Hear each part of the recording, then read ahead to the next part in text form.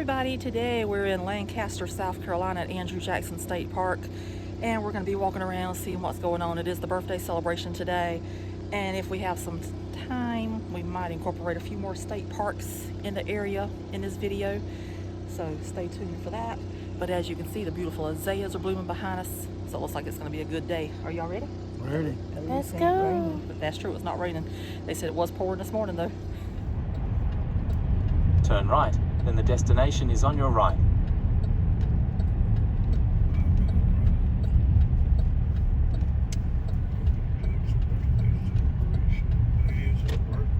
Arrived.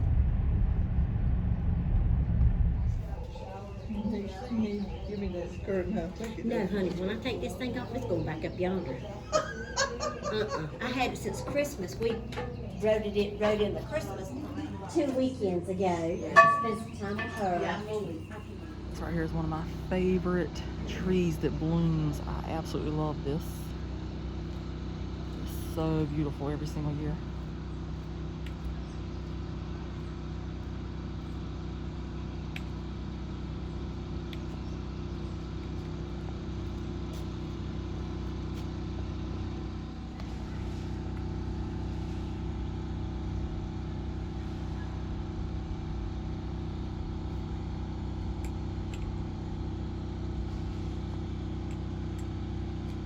So this over here is my absolute favorite. I love azaleas, but if you've been watching any of the videos, you know that already. These are glorious.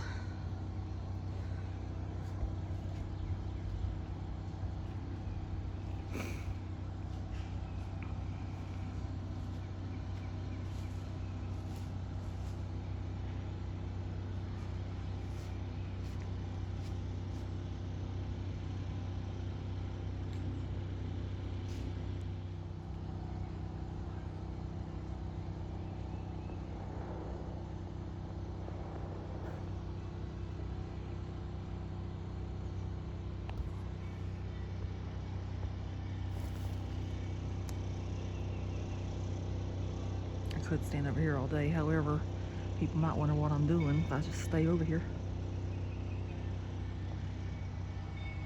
So one of the things that Andrew Jackson has that other state parks don't have, it does have an amphitheater. So we're gonna go take a look at that before everybody gets back here. Okay. I see they're coming. They're coming, so I got to move it on.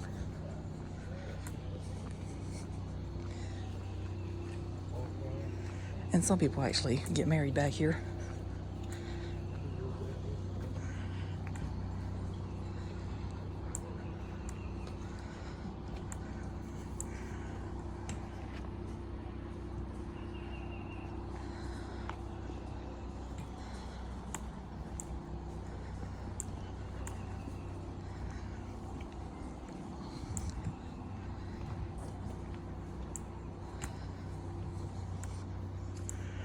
But as you can see, there's plenty of space out here. It's a very spacious seating area.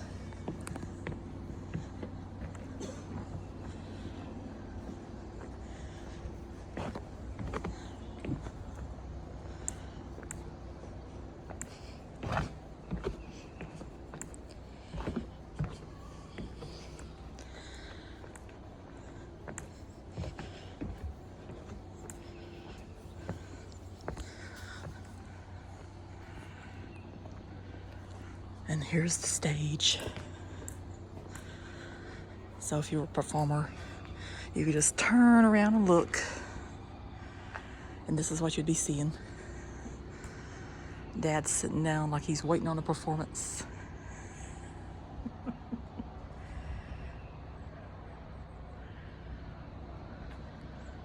They also have a picnic area near the amphitheater, so you can come over here and eat lunch. They got a grill down there. Probably throw a few steaks on there.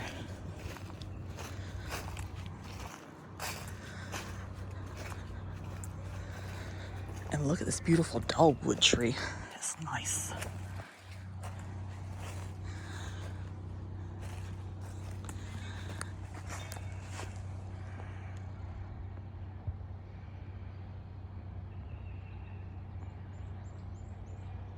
So I don't really know how good this is going to show up, but you got the beautiful dogwood right there and the azalea behind it that just screams spring. So Dad likes to have his picture taken every time he comes with this sweet little dog right here, and it's from the Paws on Parade. It's so adorable. So Dad always enjoys posing for pictures anywhere he goes, so he is showing you the beautiful schedule of activities we're having today. Are you excited? Yeah. Good, good. So this says school days in the wax halls. When Andrew Jackson was a boy, he attended log cabin schools much like this replica. In this backcountry region of devout, hardworking Irish immigrants, most children learn enough at local common schools to read the Bible and run their farms. Ambitious parents like Andrew's mother Elizabeth paid a schoolmaster for advanced classes at Vauxhall Academy. Here, Andy and his classmates studied Greek and Latin as preparation for careers in law, medicine, or the church. In 1780 to 81, the Revolutionary War devastated the Waxhaws. An orphan and wounded ex-prisoner of war by age 14, Andrew finished school in the nearby New Acquisition District, then moved to North Carolina to study law. 200 years of education in Landsford County, and as you said, I can't slow down too but much. it was built of older materials. Like these floors are from the 1850s. They were built in the 1850s, and all these desks span like the 200 years. This one was built in the 1700s, and look at this. It's just as sturdy and solid as it can be.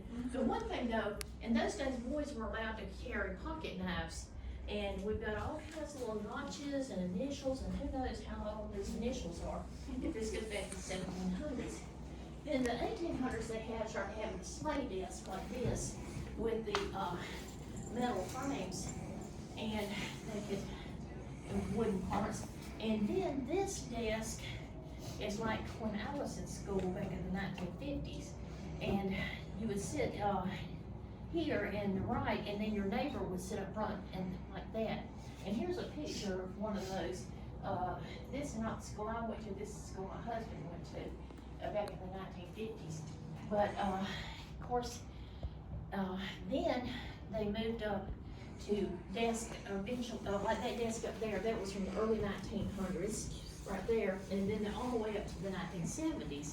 But my favorite desk of all is this one. It's from the 1910, and in those days, they would have the students, the children sit on during the day, and then at night, when they had night school for adults, they have this switch. We don't do it anymore, but I have seen it.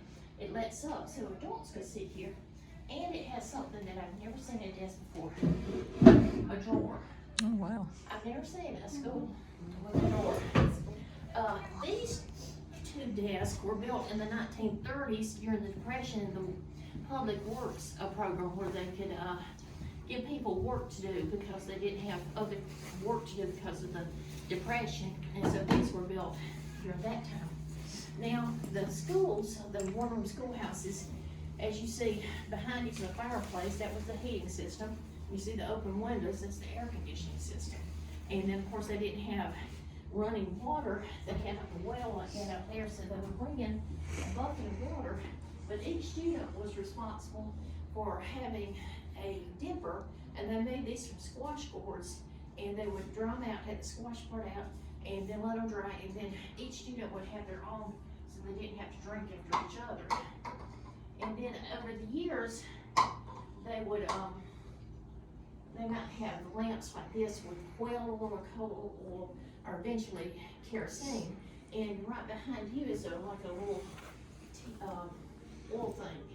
And the teachers would fill those with the oil.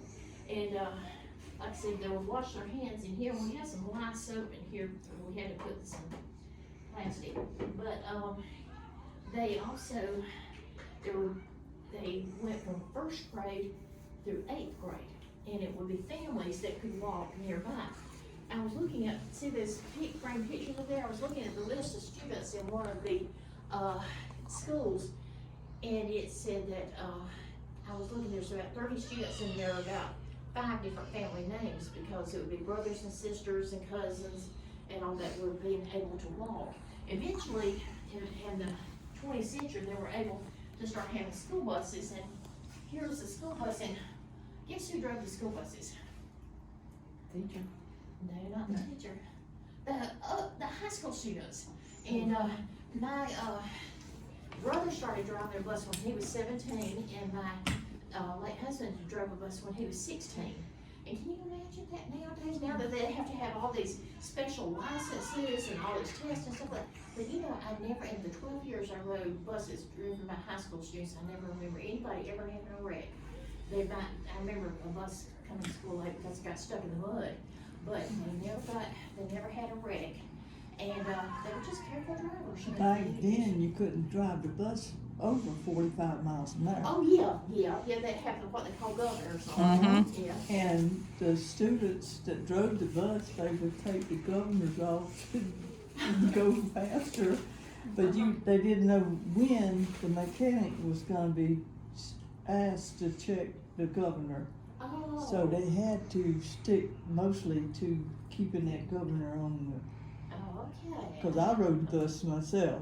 Uh-huh. You drove a bus? No, I rode it. Yeah, you were. I didn't drive. My husband drove the bus. And so, the benches y'all were sitting on is where the teacher would call them up by grade level, since it was first grade through 8th grade, and call them up. And you see that, dunce cap, there's never any proof anybody ever used dunce cap, somebody just wrote that as a joke.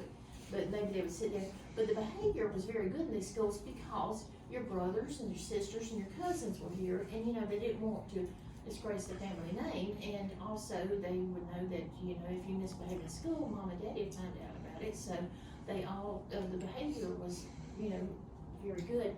And the children worked so hard on the farms, they were glad to come to school, you know, because, the schools would be out in the spring for planting time, in the fall for harvest time. So it was, considered a real privilege when they were able to come to school. And they would go up through the 8th grade, and once you went to 8th grade, you would have to go to a boarding school. These are called horn books. The teacher would put parchment, something that she wanted them to learn, and then they would cover it with thin layers of cow's horn or goat horn or sheep's horn, and they would last for years. And these are reproductions that we have of the readers, and they would teach you things other than just the reading. They would have like history and poems and geography, but one of the main things they taught was character building. They would talk about doing the right thing and being responsible. So they had a lot of good information in these to teach the children how to grow into a responsible adult. And then their lunches, they didn't have a cafeteria, so they would have a lard bucket, and once the lard was gone, they would clean it up, and then they would take some leftovers from the night before, maybe biscuits or cornbread or whatever fruit was in season. And then over the years, when they replaced the fireplaces with stoves, the teacher would put on a pot of beans or a pot of stew first thing in the morning, and then by lunchtime it was ready, and they would call that the hot lunch, and the families would be responsible for bringing something to put in it, like vegetables or some meat or something like that. They would take turns. And I remember my grandfather was born in 1880, so he would talk about how happy they were when they would have a hot lunch. And I was, you know, what is it referring to hot lunch? But that's what it was, that they would actually have something hot to eat besides just what they brought from home. And nowadays, the students have these book bags with all kinds of Velcro and places for electronics and zippers and everything like that. But this was made from a feed sack, a chicken feed sack. And Mama would sew it, and it have a book here and a book there. Well, you got a book bag. And my daddy was born in 1925, and he said when he'd go to school, they would have a leather strap, and they would put their books together and hold them like that. And these books are some of the books that go back to 1830, and we have the early 1800s, early 1900s, all the way up to the 1970s, since we're, you know, covering like 200 years. And then the kids were responsible for helping keep the school clean. See that room over there? And of course the boys would build the fires, and they would bring in water. And did I tell you about how they know when your school will start? Have I got to that part yet? Okay, I've been doing this over and over and over again, so but they didn't have watches, and they didn't have clocks because they were so expensive in those days. And so in the morning, when the light would come in from the east and hit a certain part on the floor, you would know it's time for school to start. And let me see if I can cut this light off for a second. I think we can kind of see it. See the light coming in from that window over there? When the light would come in and hit a certain part on the floor, it was time to go home. And that way, the kids would know when to come to school by the light, so they didn't have to come to school in the dark in the winter or walk home in the dark. So it adjusted. And of course, you know, like I said, they weren't going to school day after day. That's a cannon up there.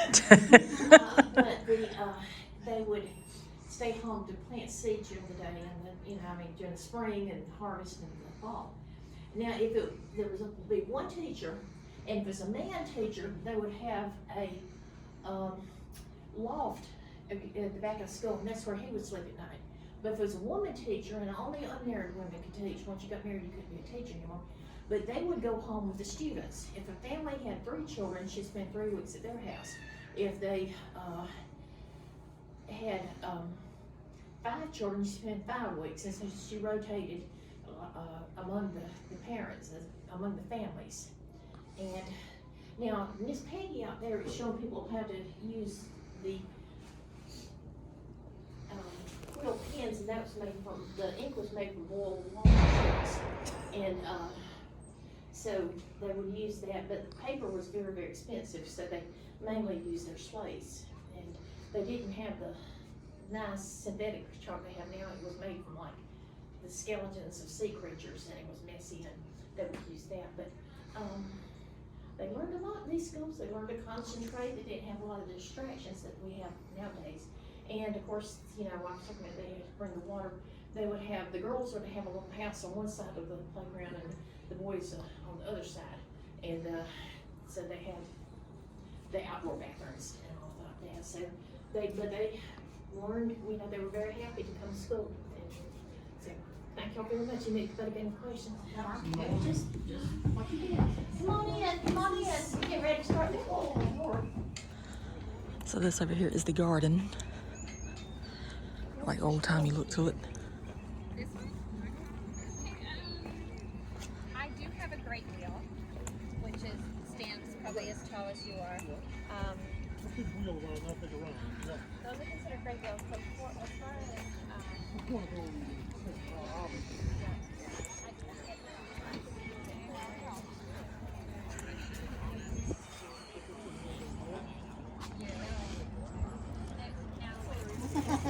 They put a tablet in the water, makes it look like they check those.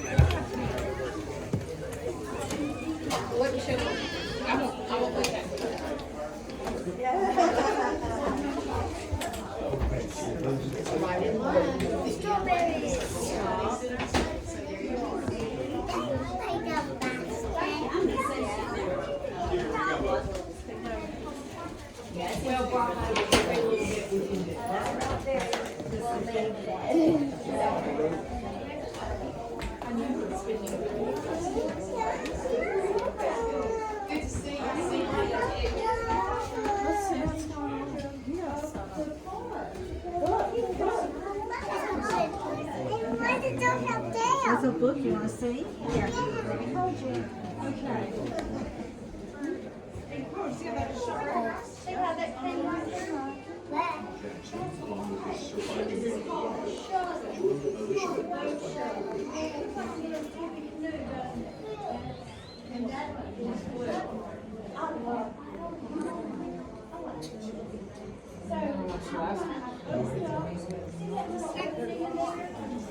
That's called a shed. That's a shed.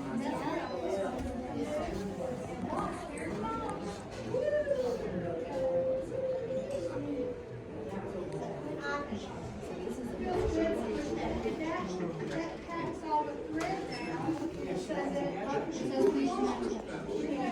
now there's a little flat place. Can you see that right there? I need to push it pretty hard. And then my hands are in it. So it's fun. Oh, thank you. I have a question to ask. Okay, everybody, I have a question. Ready? What color is cotton? Okay, so this is what it looks like. This is what it looks like when I weave it on my loom. Yeah. Would you like to hold that? Salt? Salt? Here? You guys wanna? You can pass that around. Okay. Now, and then when you wash it, it feels different. Feel that? And look at the colors. Can you see how they came out? It's really soft. I got one for you. Come here. I got one special. No, it's okay. Oh well, come on. Look at this. Look at that turtle. Look at those colors.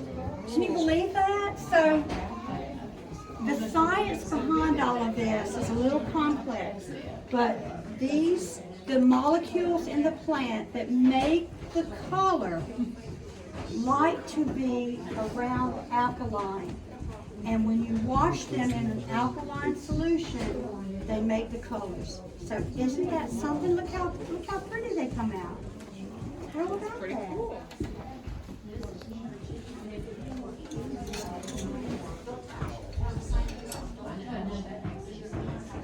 I've got a loose thread here. It's catching it and it's making it right. Feel that? Feel how tight that is? So it's all on the tension. When you have one that's not tight enough, like I have a loose thread down here. Here it is. It's kind of loopy. Feel that? Okay. When that happens, you get a mistake happens. So what makes the loom really work and what makes this whole process work is that all of these threads are under really tight tension. And that's what makes it all work. And I've got one that's not tight. So I've been having to kind of watch out for that.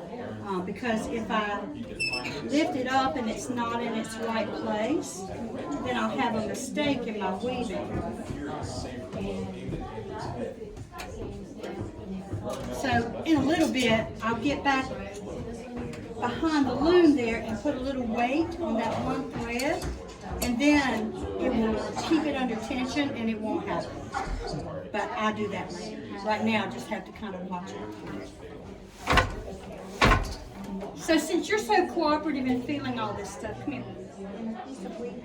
Even if it's really tiny, how about, let me give you everyone in the wall. Somebody has I appreciate you. And I'm sorry, it's not acting right. So it's like a connection. Do you have that phone? Make a phone? I do not. Well, when we're When you're tired, you're not supposed to have to do it. Right. When now, Simplify. she said, In ways it does simplify, and in other ways, there's no way I can remember that. So there's just one set of numbers that I go up one number each time I have to change it, which We've got a kind of little defeats the book, purpose. and that's helping some. Oh, yeah. You know, but we've Yep. changed.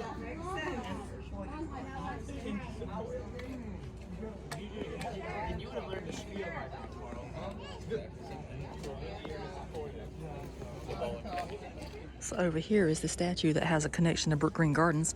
Anna Hyatt Huntington actually made this sculpture of Andrew Jackson. It's called Boy of the Wax Halls.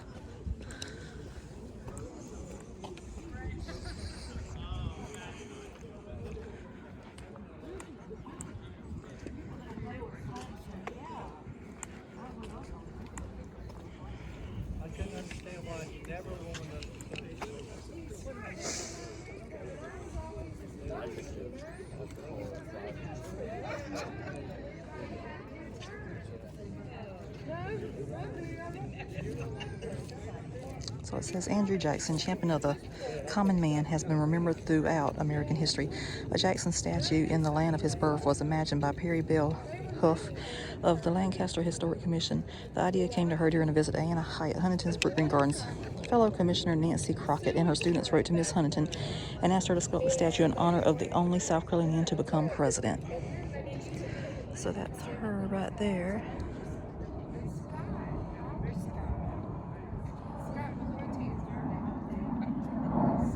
So that's says The Boy of the Waxhaws by Anna Hyatt Huntington.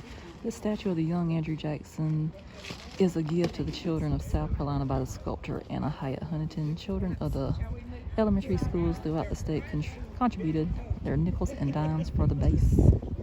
Interesting.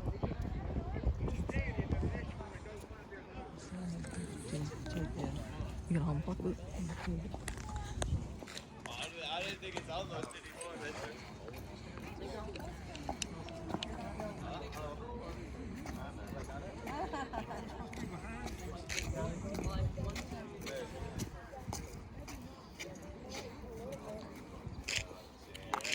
Oh yeah. Oh yeah.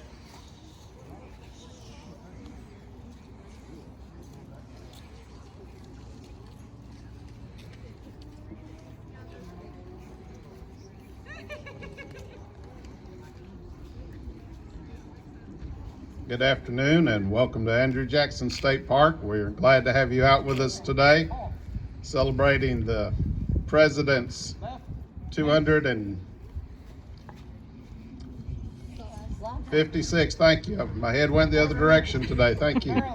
256th birthday. We welcome you. Got lots of activities going on today around the field. Make sure you take time to visit with everybody. Everybody would love to share their story or their craft or ideas with you. We have food trucks back in the main parking lot.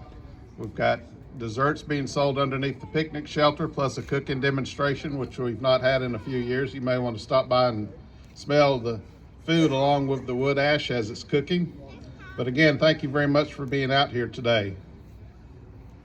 As we go through our ceremony, I would look to ask you, everybody, to turn a step around 180, and we're going to have the pledge to the United States flag.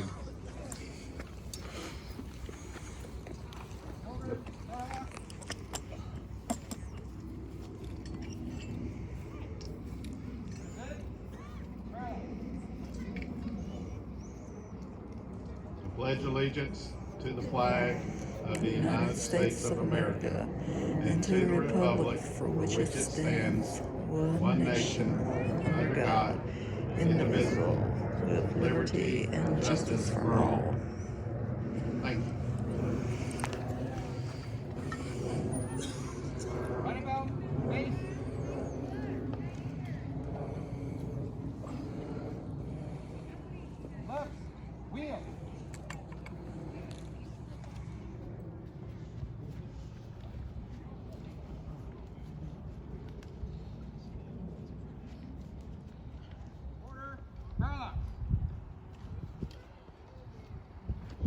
If you'll remain standing for our devotion. Thank you, Kirk. How blessed we are to have such a beautiful place of nature right here in our backyard at AJ Park. If you would at this time, bow with me and let's go to God in prayer, please. God, I always pray that we have eyes to see the best in people, a heart that forgives the worst, a mind that forgets the bad, and a soul that never loses faith in you. Lord, thank you for this special day. Thank you for the people who attended today. Make us safe in our endeavors, and we ask you to make us safe in our travels this afternoon. In God's great name, amen.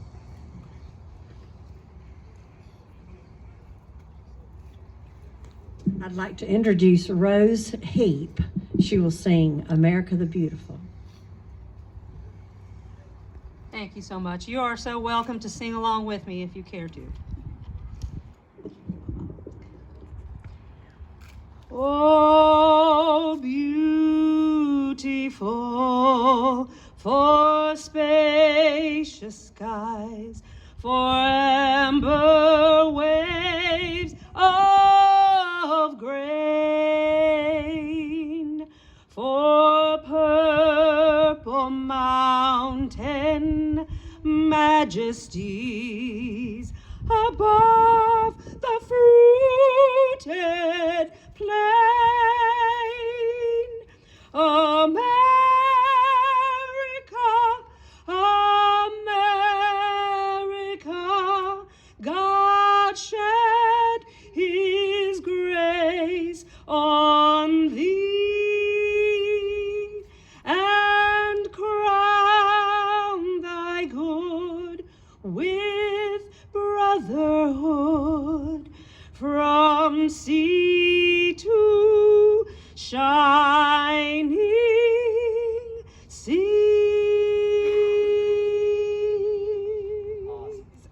part of taking care of our history.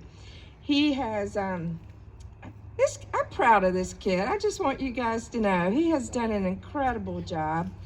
And he is going to talk to us about hanging on the edge of freedom. Awesome. Cool.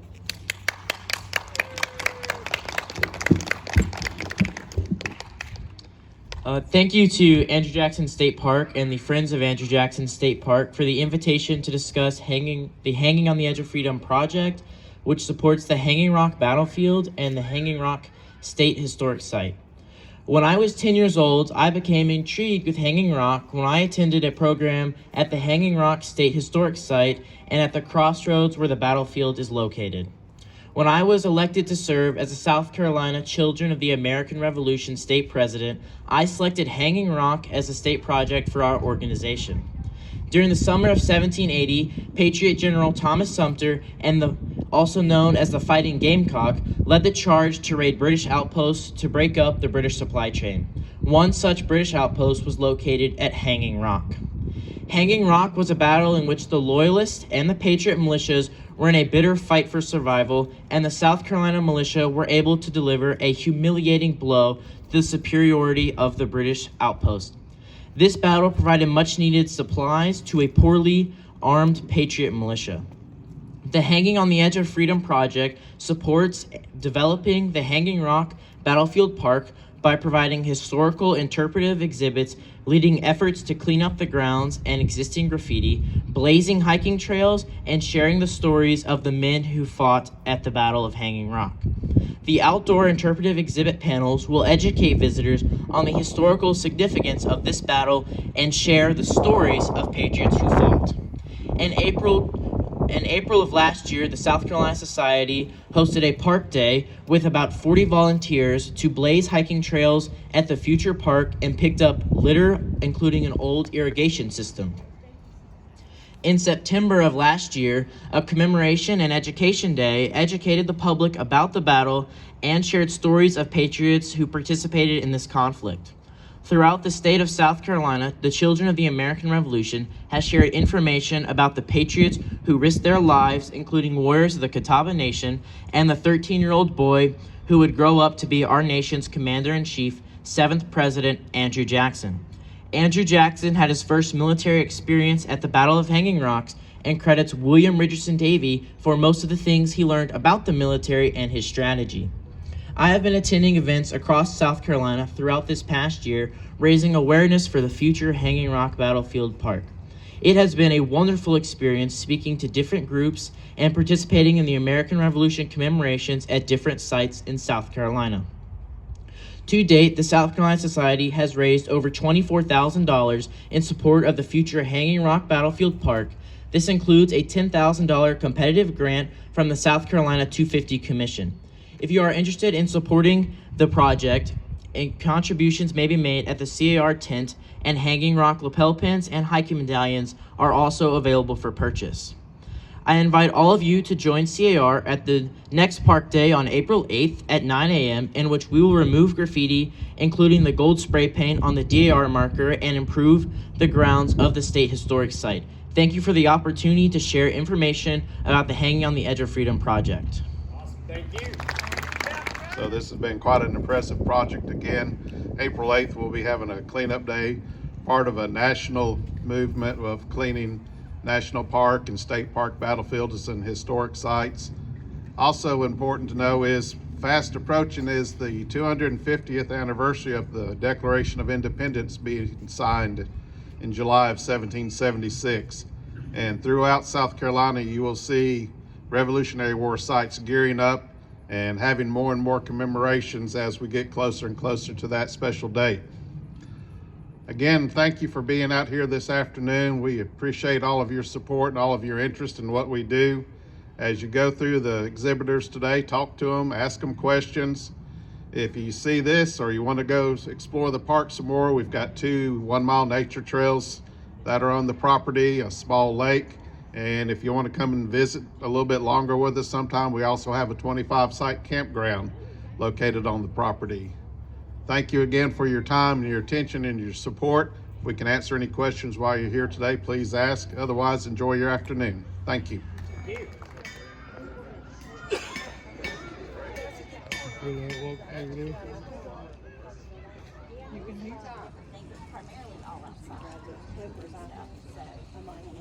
How we doing, boss? So far, so good. You is no good friend.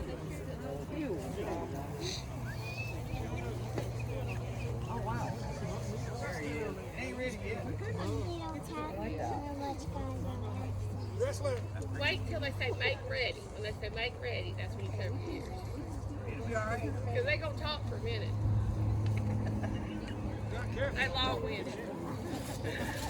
Celebration. We're happy to have you here today. We have members of the South Carolina Independent Rangers and the new acquisition militia. Jackson and his brothers were militia members during the American Revolution. And so they're going to tell you a little bit more about the weapons they used. Short form, Robert. Short form. Hi there, everyone, and welcome to Andrew Jackson State Park. My name is Robert. I'm a member of the new acquisition militia.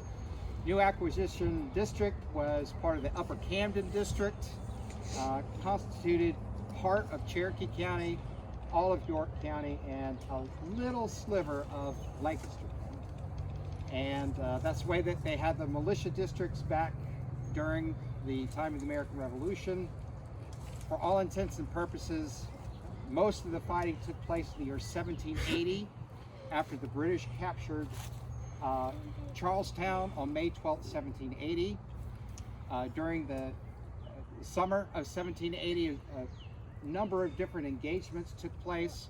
One of the most notorious took place south of here, called the Battle of the Waxhaws, in which that became a rallying point for all of the Scotch-Irish Presbyterian Whigs to come together, organize, and put up a stiff resistance against the British, which they did quite successfully. And we had battles that took place at Huck's Defeat in July of 1780. Also down at Hanging Rock was another significant battle, and several other battles that took place across South Carolina. So today we are going to perform some black powder demonstrations. Before we do that, we're going to talk a little bit about our weapons, and we'll also talk first, we'll allow the South Carolina Independent Rangers to come up and speak briefly to their role as well. The South Carolina Rangers, first off, militia, when they said they marched, they rode horses generally. That was their marching. The Rangers were the scouts, go out and around and look for signs of the other side, the enemy, the Cherokees, or further west you go, the Creek, and in the war for any of the opposing militia, that type thing. They ranged around. It goes back to times in England. It went across the continental United States with the expansion. But we are from the Spartanburg area. That was part of the 96th district then. This ranger group would have been probably associated with the Spartan Regiment. They were not called Spartanburg at that time. It was just part of 96. It was called different things depending on which area you lived in. But when they were trying to recruit people early on in 75 and 76, the report back to the government was, well, they're not really for but those people. We talked about the Spartanburg area. They're like the Spartans of old. And it stuck.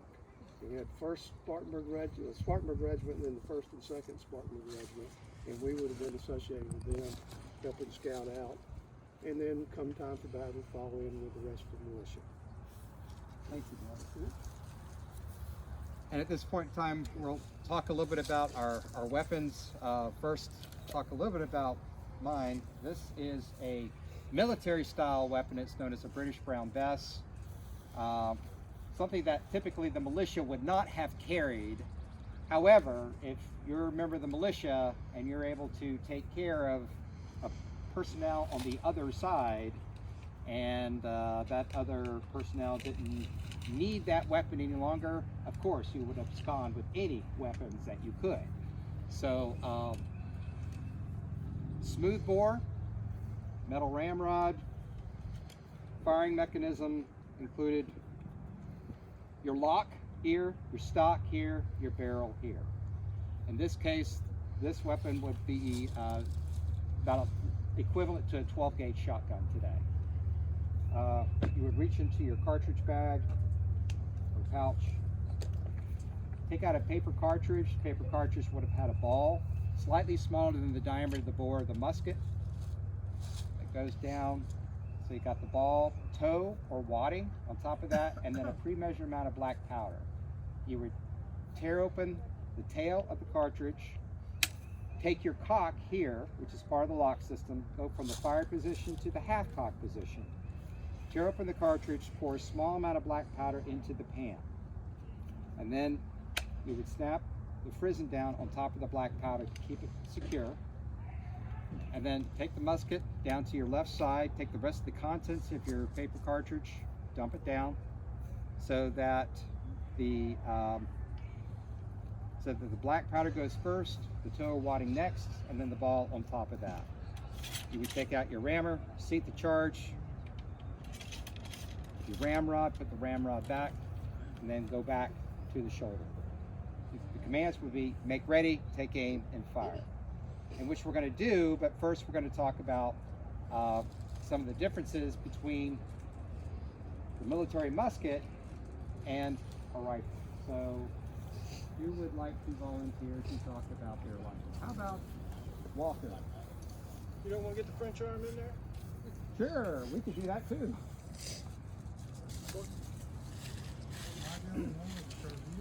Yes, sir. Do we have any other I would weapons? have brought the English one. Okay, this is a French Charville. France, as you know, was our ally before they became our ally after Saratoga. Even before that, they set up dummy corporations, sent these things over by the case lot because these were now military surplus. They had a model 1877. This is a model 1863. Also, the model 1866 was Army surplus. This is pretty much like his Brown Bess, except I have barrel bands that I can remove fairly easily, where he has pins he has to drive out. And if you miss driving out the pin, you can make a heck of a mess out of one of those. You got a screw to take out, actually two screws to take out because one of the lock screws goes through the barrel. Screw on the back holds the barrel in. You can take the barrel out, clean it, pour water down it, whatever. Actually did that yesterday. This is made to take a bayonet. Generally, the British were known for using bayonets. However, does anyone have a $10 bill? Yeah. Whose picture's on it? It's not Andrew Jackson. Didn't they do a musical about him? They did one about I Andrew think they Jackson. did, It except wasn't it was nice a as rap that. music. It was a rap music. It was pretty good. They did a nice job on what's his name? Yes, him. What's his Yes. name? What's his name? Yes. Would it be Hamilton? Hamilton. Yeah. Well, anyway, Hamilton's the guy. He was an officer. Hamilton led the charge at York on redoubt number 10. Lafayette took number 9. No bullets, no powder, just bayonets. I think to show the British that we could do it. Does anyone know when the last major British bayonet charge was? Somebody give me an answer. Pick a century. Pick a century, any century. Pick a date, pick a place. South Africa. No, it wasn't South Africa, although you're talking about the Zulu. Yes, the British always said that the Zulu didn't care about the guns, but they knew what this was for. Actually, it was in 2004 at Basra, Iraq. The Argyle and Sutherland Highlanders were guarding a convoy. It come under mortar fire. They were shooting, running out of ammunition. They fixed bayonets, took them out. One reporter said it looked like a slaughterhouse. So bayonets, and by the way, look at the length of this gun. A British rifle right now is about that long. When you put your cheek, you have it up. The ammunition is resting against your cheek. It's called a bullpup, very short. The bayonet they use is a knife bayonet, which is about that long. So the whole thing is like that long. Okay, the British love to use bayonets. We didn't get to use them too much, but occasionally we did. The interesting story about this gun is that when George Washington became the President of the United States instead of General George, he made a armory at Springfield, Massachusetts. And I would like to say they copied this gun down to the metric screws, except what he copied was the 1766 model. See this little square right there that holds the bayonet? It ended up on top. That's the only change. And the 1795 US musket is this gun, except with the bayonet lug up there. So he thought they were pretty good. Thank you. Thank you, Bob. And then Walker. Militia was made up of every able-bodied male between the age of 16 and 60.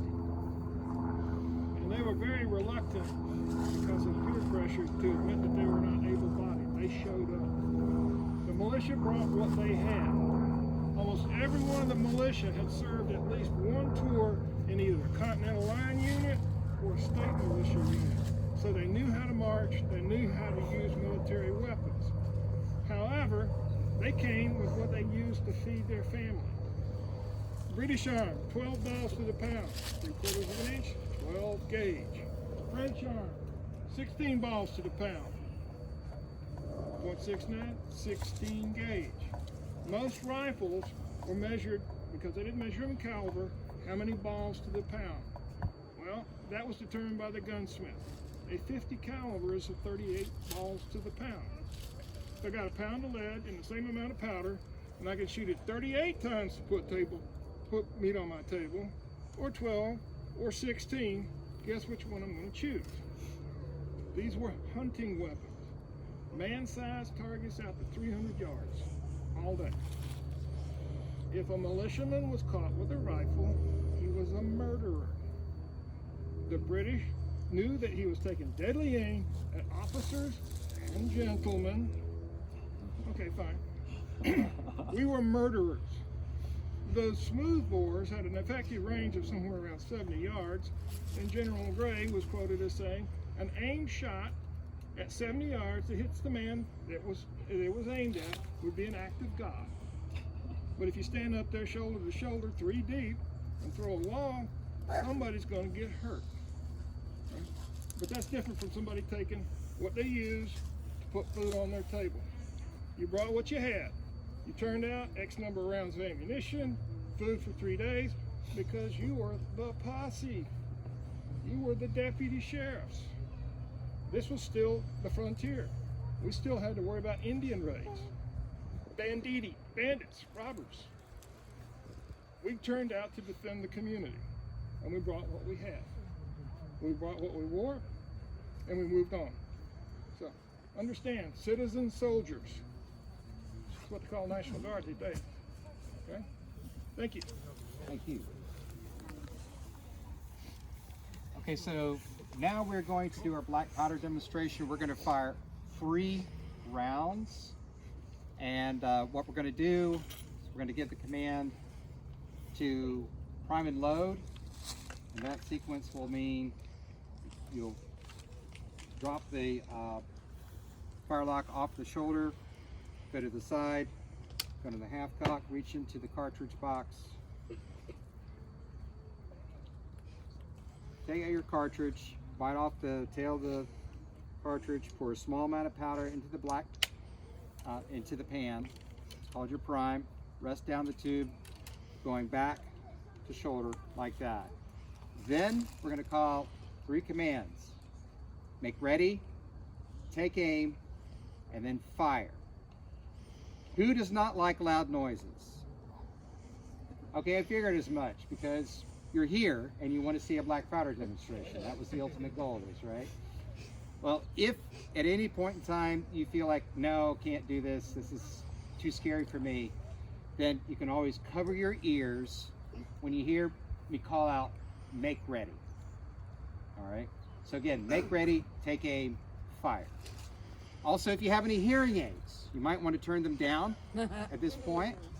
so you don't, get startled about that. And of course, if you have any small animals or crying babies, I don't see any crying babies here. That's a good thing. Then you might want to go to the back a little bit because of the fire. Also, one other thing. If none of us fire, that's okay. Don't be alarmed. That's called a misfire. Nothing's going to happen. The gun's not going to explode or anything like that. It just means that we have a failure to spark, or there's just something that didn't quite happen in the operation. It was very common back, in the 18th century for that to happen with these type of weapons. These are reproductions from that time period. Same thing happens today. Don't be alarmed.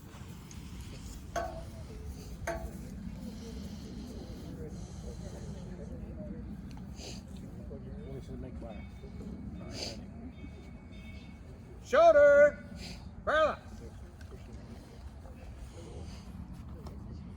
Right about face.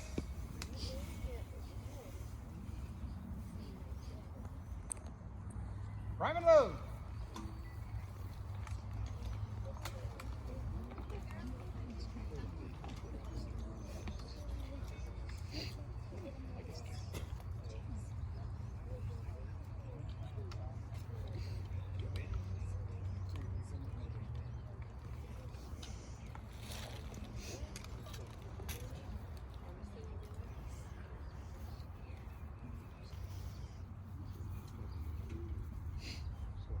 Take right.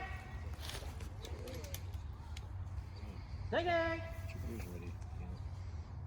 Fire.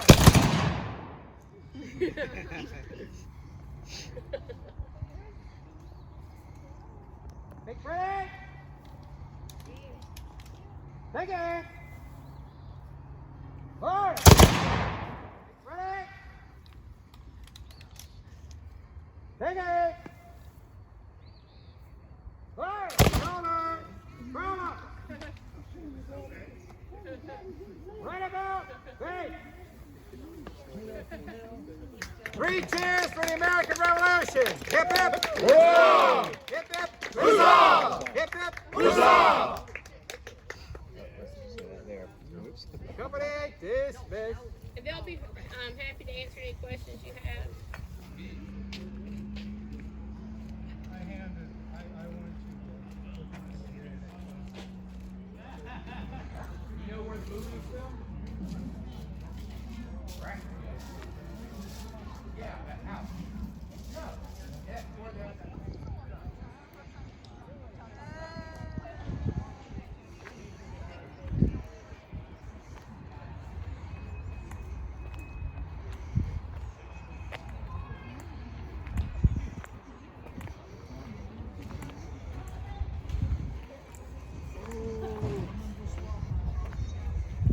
Over.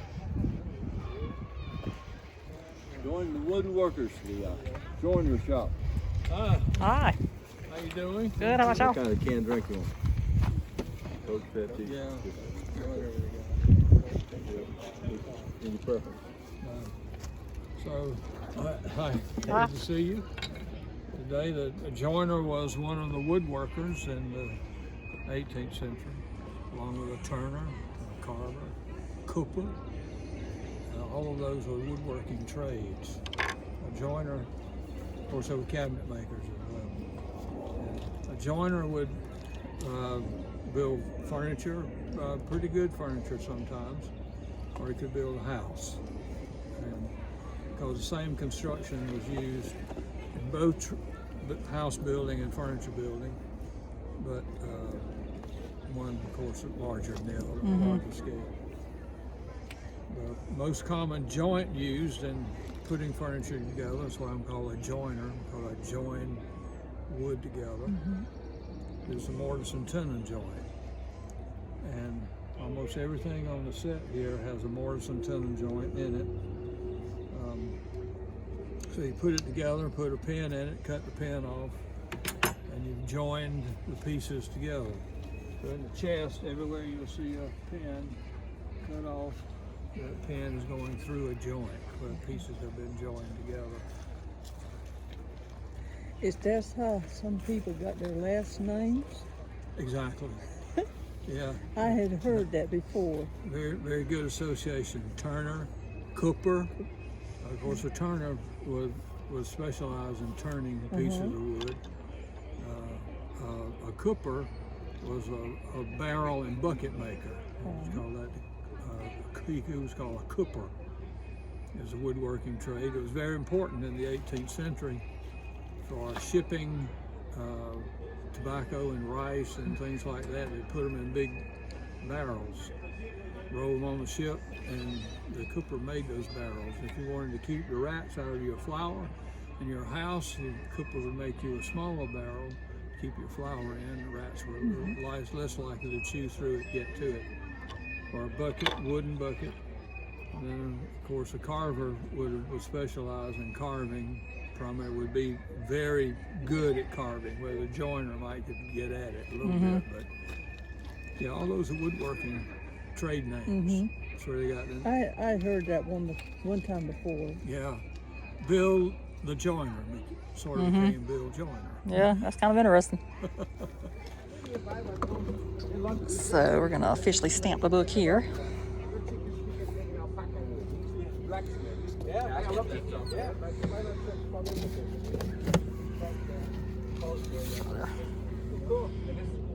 Yeah, man, we love it, sir. Yeah, This way good. It doesn't matter as long as it gets on there.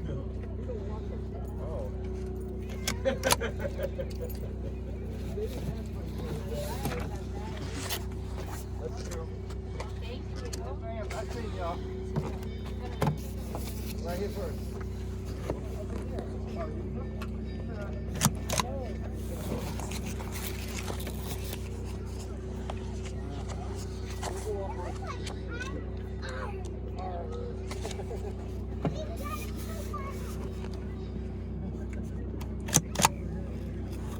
Might need to stamp that one again. That one didn't go on too good. Yeah, it did. We'll have to do it again. Where at? It don't matter, just somewhere on there. All right, it's on there now. So over here is the Andrew Jackson State Park Garden of the Waxhaws hiking trail, and it says the single-use hiking trail circles the park's 18-acre lake. Hikers will enjoy the beauty of the Garden of the Waxhaws as they venture into the mixed pine and hardwood forest and through wetlands on a boardwalk. Native plants are identified along the trail. In the early 1700s, this area had been the home of the Waxhaw tribe, which had fallen apart from the forces of smallpox and the Yamasee War of 1715. The trail name echoes an advertising claim dating back to the 1750s, which was used to draw Scotch Irish settlers to the area. Andrew Jackson, 7th President of the United States, was born and raised in the area known as the Waxhaws. So over here they do have boats that you can rent so you can go out on the lake.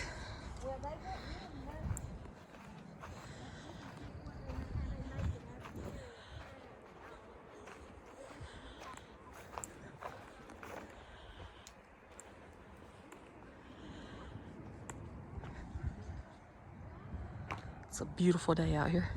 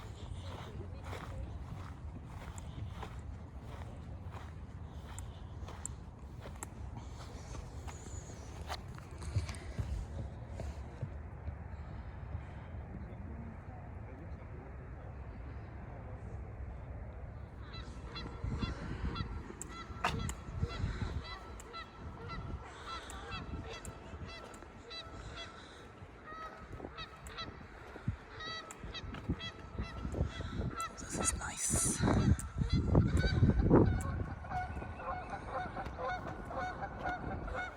Ooh, there they go flying.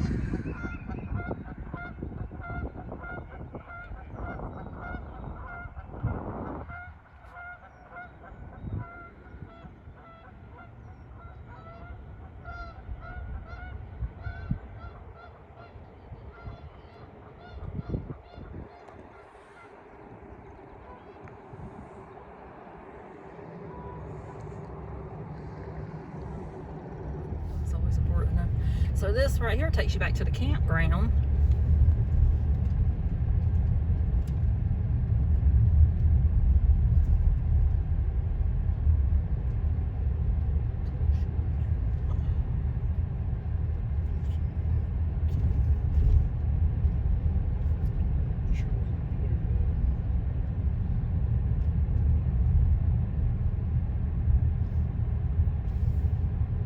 That's nice. Got a picnic table and a fire pit there.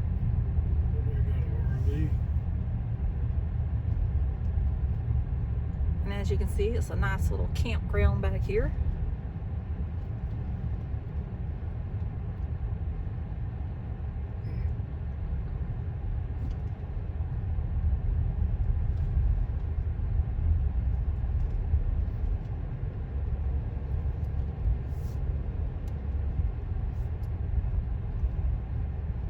They must be fully booked this weekend. Oh.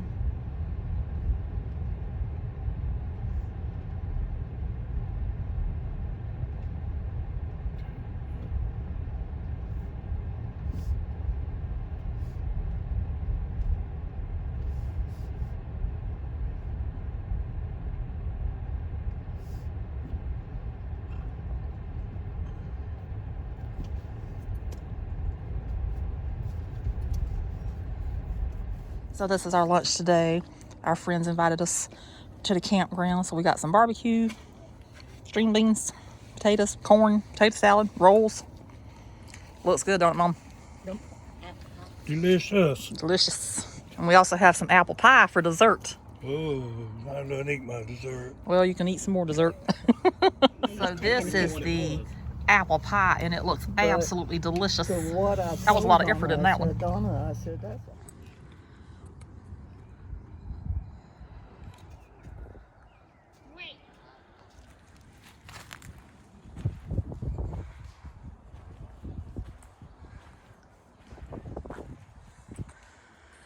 That's the nature trail there, but it's a little boggy, so I think I'll just not walk on it this time.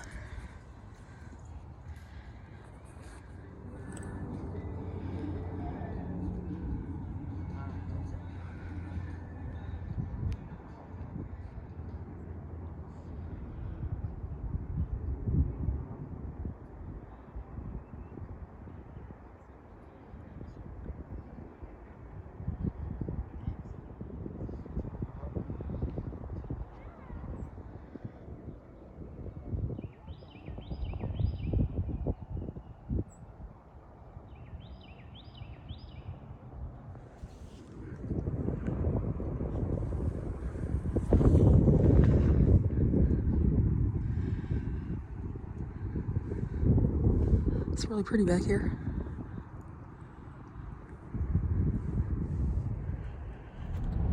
So since at this point this video is already a movie, we might as well stop by Landsford Canal also.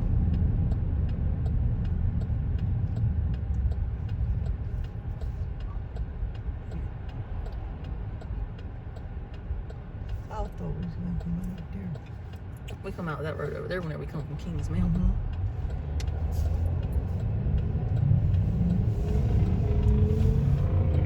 In 1.6 miles, turn left onto Park Drive. In 1 mile, turn left onto Park Drive.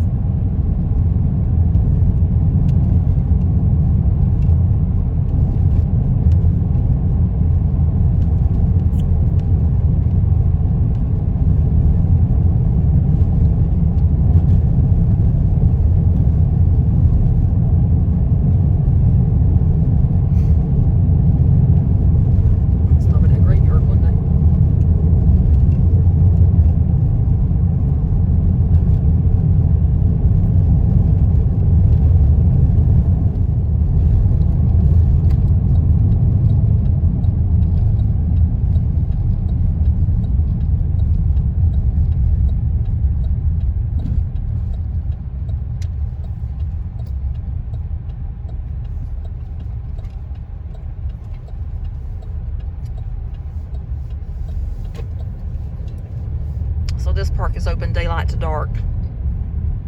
So anytime the sun is shining, it's open.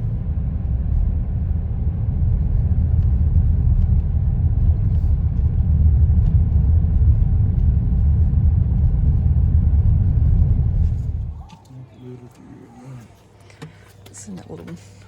It's in that little box right there. Where? This? Yes. What did you say, sir? Well, you stamped the book here before, so I figured you remember where it was at.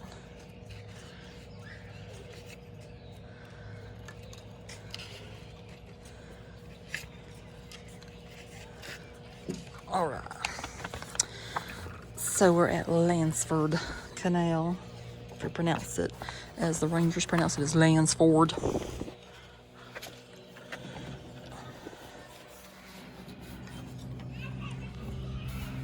You ain't nowhere near that. Oh, you still got that chain on it? That makes it hard to stamp.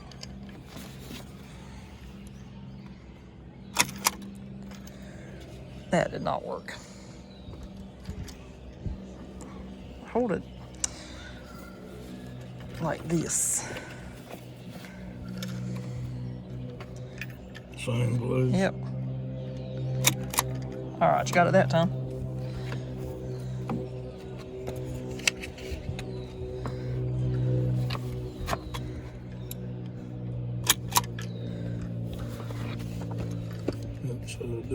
It don't matter.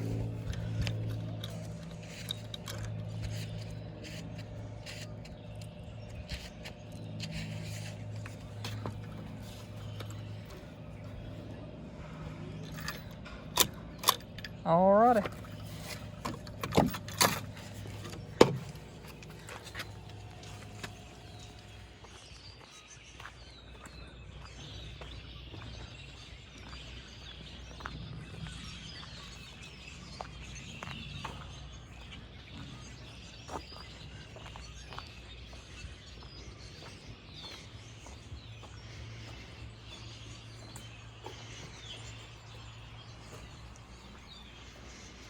One of these days I will catch this gift shop open.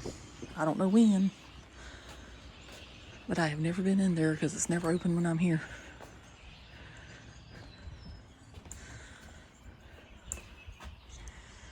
Anyway, this was the Simpson Wise home, and it says this home was built around the 1790s and was located near Chester, South Carolina. Under the care of the Chester Historical Society, it was donated to Landsford Canal in 1979 to be rebuilt here. It was disassembled and was rebuilt here by park staff in 1980. With the exception of the roof line and floors, about 95% of the log structure is original. It is known as a dog trot style house with 2 rooms separated by a breezeway.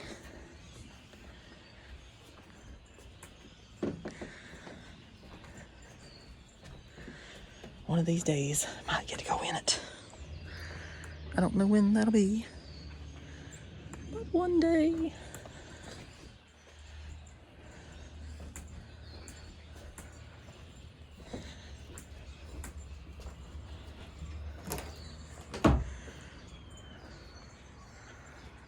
And it says, Landsford Canal State Park donated to the people of South Carolina by Duke Power Company in 1970.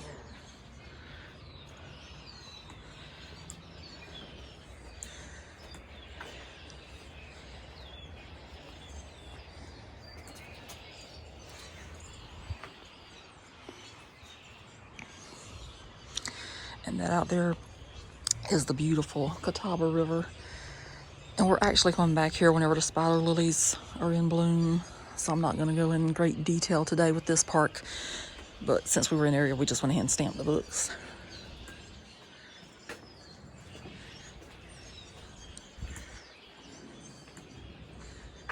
Because like Landsford Canal and Andrew Jackson are only 20 minutes apart.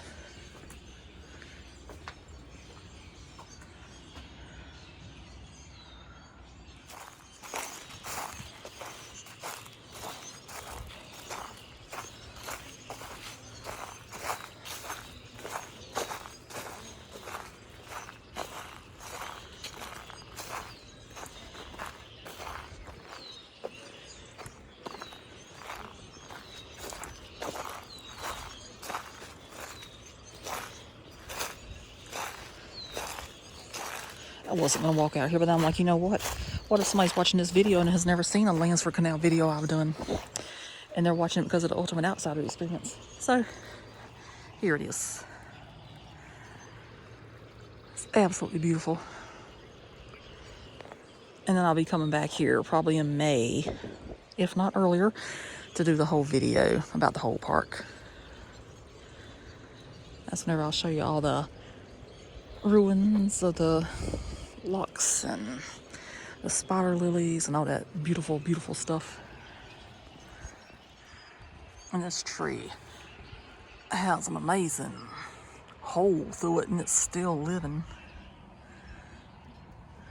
I'm surprised there's no critters in there.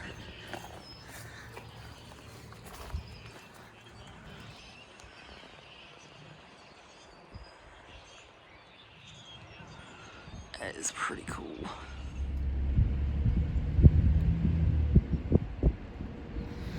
We always like to drive up here and see how the water looks from up above.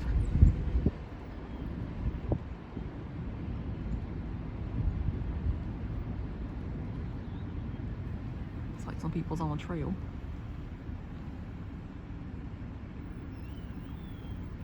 That dogwood tree is so beautiful. Oh my God.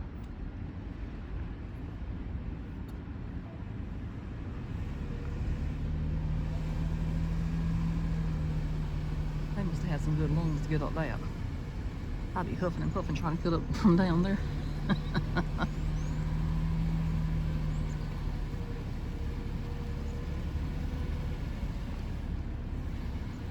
Oh, look how beautiful it is. I need to take a picture. Okay.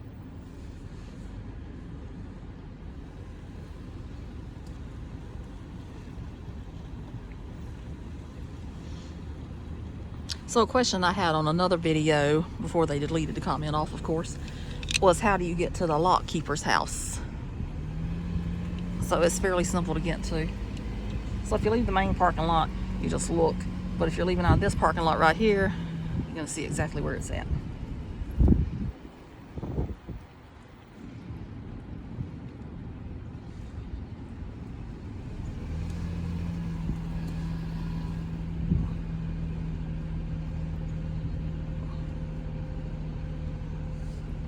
So remember, the parking lot's over there to the left. You got the one we just came out of. So if you look up,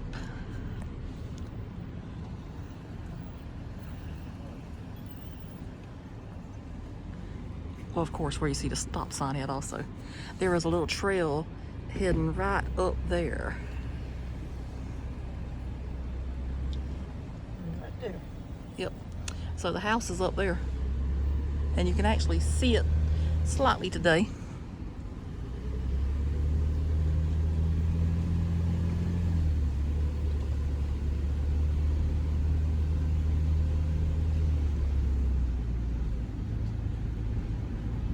That's if you want to walk up there.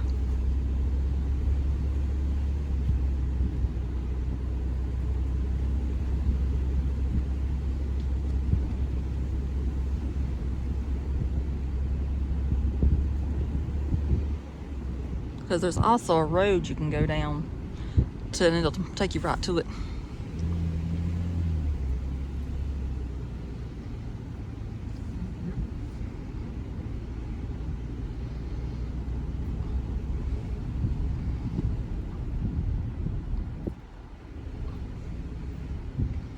Yeah, so this road right here will also take you to the lock keeper's house back there. So you can keep that in mind if you want to see it up close and personal. Okay, so we're going to go ahead and wrap up the video for today from Andrew Jackson State Park with the birthday celebration, and also a quick look at Landsford Canal State Park, because we'll be coming back to that one to do the whole video. So how did y'all enjoy today? It was good. Yes, we do have to thank our friends for inviting us to come eat in the campground with them. Delicious food, once again. If you're watching, which I know you are, you're an awesome cook. That apple pie was off the chain, and the corn on the cob was excellent as well. I could eat a few more corns on the cob. It was so good, but I'm afraid. So we had a great time. I do have to say that I probably enjoyed Get the right onto schoolhouse Landsford Road. the best. So the schoolhouse was very informative because it showed the different desks through the years, and the lady that was in there, she went in great detail about everything. I truly enjoyed that because, as many of y'all know, I would have been a school teacher had life took a different path. I would have taught English or history, one or the other, or maybe kindergarten, who knows. So, but that's not how life worked out for me. But I have always loved the school. I just feel like I'm at home whenever I'm in one. So, what was your favorite part of the day? I enjoyed all of it. We also enjoyed watching them shoot off the guns. That was a lot of fun. What was your favorite part of the day, Dad? All of it. The funny part was the ranger there rambling thing. Yeah. Mom left a lasting impression years ago on that ranger. Because years ago, since we're talking about the Ultimate Outsider stuff, we were actually in the Discover South Carolina travel guide one year, and Mom went in there and they had them on the desk, so she picked up one and she turned it to the page we were on, and she looked at him and said, "Do you recognize anybody?" And his face kind of went like, and he's like, "Oh, it's y'all." So to this day, he always picks on us whenever we go there. So that's always been a lot of fun. So she definitely left a lasting impression. I usually do. Yeah, she usually does. And that was, I think we were in the magazine back in like 2017, I believe. It's been a while. But now they put Darius Rucker on the cover of the Discover South Carolina. I think he might be the only person that promotes the state of South Carolina more than I do. But I haven't been on the cover of the magazine, but I have been inside of it once. So anyway, that's going to do it for this one. I know it's a long one, so if you have watched the whole thing, thanks for watching. Hope you enjoyed it. And if you didn't, there's absolutely nothing I can do for you. But subscribe if you hadn't. Yes, Mom always says please subscribe. I'd appreciate it. I'd appreciate it too. And Dad was telling everybody he saw today to go watch Travel in the Southeast. I need to get some business cards for Dad to hand out so he can figure out what to do with them. He'd be like, watch YouTube? You watch YouTube? Here's a card. So, but I don't have to do that because both of them tell everybody they know. But maybe if you got a card, maybe people will remember the channel better, because I think it's a catchy name, but maybe it's not. But anyway, that's going to do it for this one. Hope you have a great week or weekend, year. Depends on when you watch this. It could be years from now, but currently it is 2023. But I'm going to say toodaloo for now. Bye. And we'll see you later. You going to say bye? Yep, Dad said bye. So that's it for this one.